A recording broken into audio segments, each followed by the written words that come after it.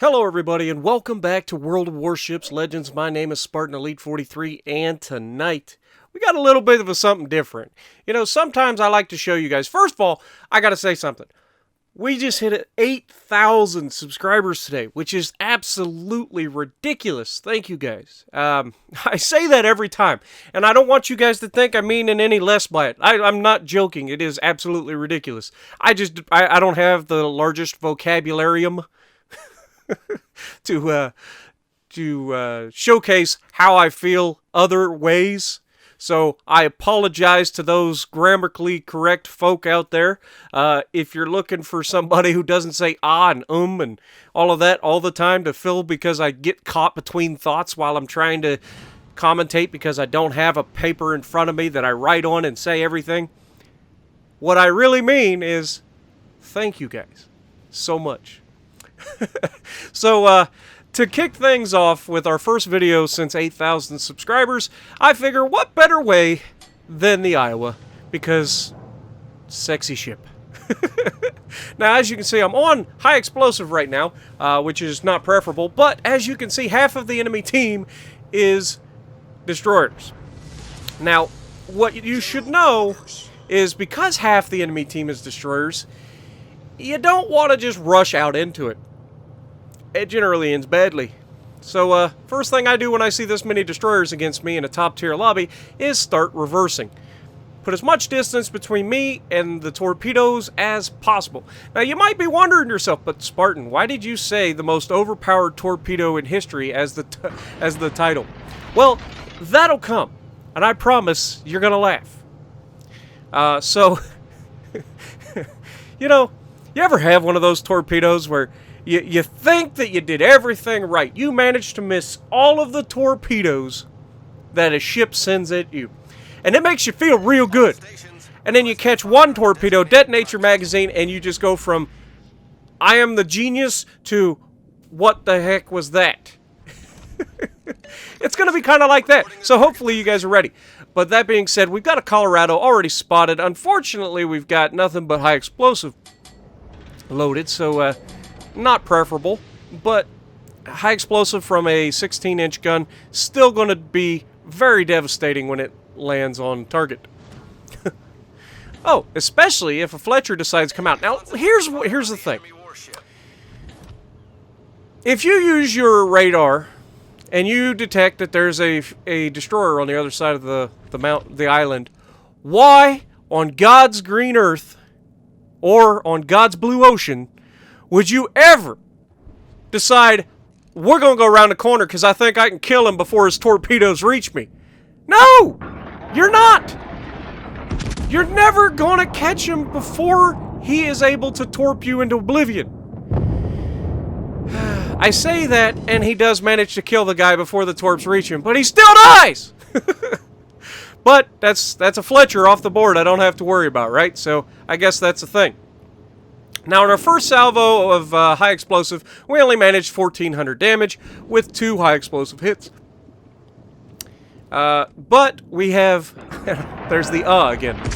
There is armor piercing on the way in the next shot, and he is broadside on, so this is gonna be dangerous.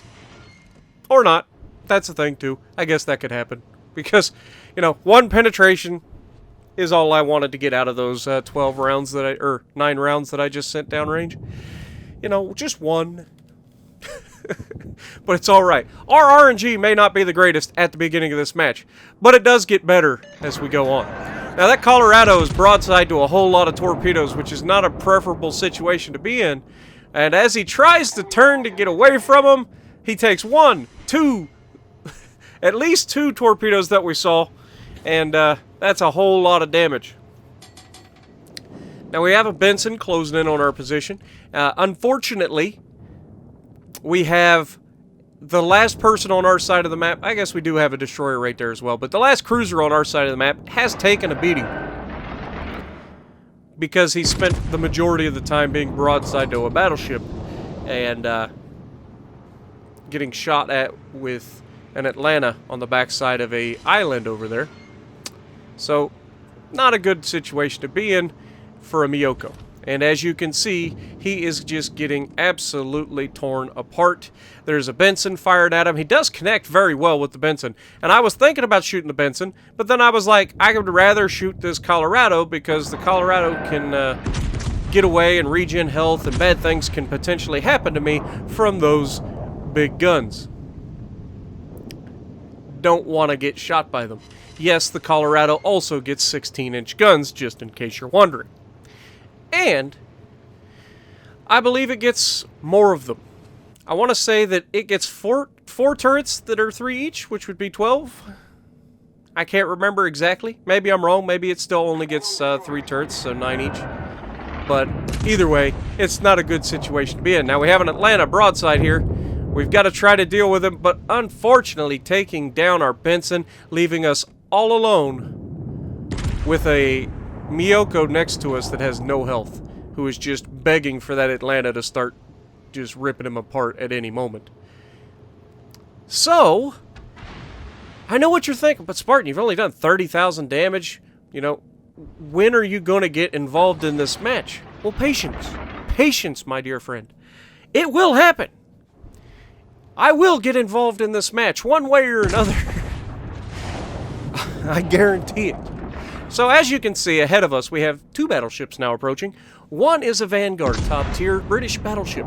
The other, Tier 6 Colorado of the Americans. That's a lot of firepower for one ship, even a battleship, to sit there and take. So we need to try to get rid of them. But I can't just leave my teammates. I'm not that much of a jerk. These guys are in range, and that's an Atlanta in range that's about to be broadside. So we go ahead, lead the shots, and start shooting at them. I'm bow tanking the 2 battleships that are there, and those shots look very good. Really? Wow. I don't know how that didn't just absolutely obliterate them, because it was a pretty tight grouping. But we see that the Benson's out there, so we go ahead and throw a couple rounds out there, just in case that we can connect. And we do not actually connect, which is unfortunate. But, as you can see, these guys are starting to realize that I was fighting away from them, so they're starting to get a little more brave. Now, this Vanguard over here is sailing directly towards me for the most part, so he's looking to make an impact for his team. I don't know what he's been doing all up to this point, but that's what his thought process is. We put a nice salvo onto the rear of the ship, and there is the RNG that we've been looking for. We finally get a Citadel, only this one I can't explain unless it was plunging fire that went through the deck. Because at that angle, I highly doubt that had enough penetration to go through any side armor and into a Citadel. But this is a World of game, and regardless of how we feel about it, sometimes the game does what it wants, regardless of how you actually shoot or aim your shots. Like this Atlanta, who's broadside on to the Iowa still, after already receiving rounds. You would think he would learn. But he doesn't, and we catch him with a couple little penetrations. Whether it was an over-penetration or whatever, I'm not sure. I wasn't really paying attention.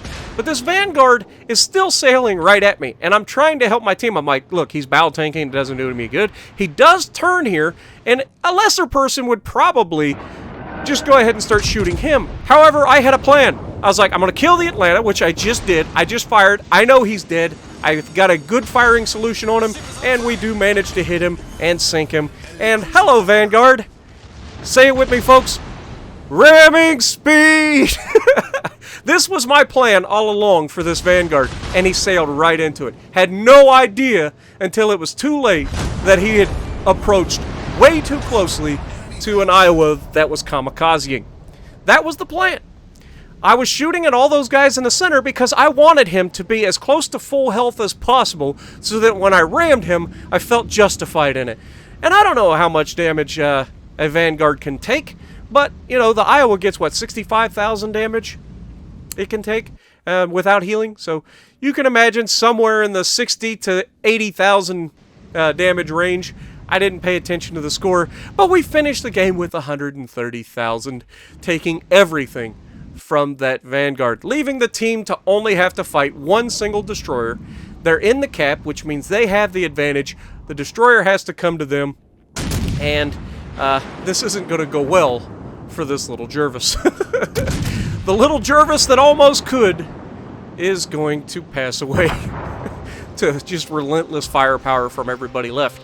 And so hopefully you guys enjoyed this little bit of a different sort of video. I know it wasn't the Citadel paddlings that you guys look for in my videos, but 130,000 damage with one Citadel, not a bad game, considering half of that damage was probably the ram against the Vanguard. So if you like what I'm doing, punch the like button, leave a comment below, subscribe to the channel if you haven't already, and as always, I will see you in the next video.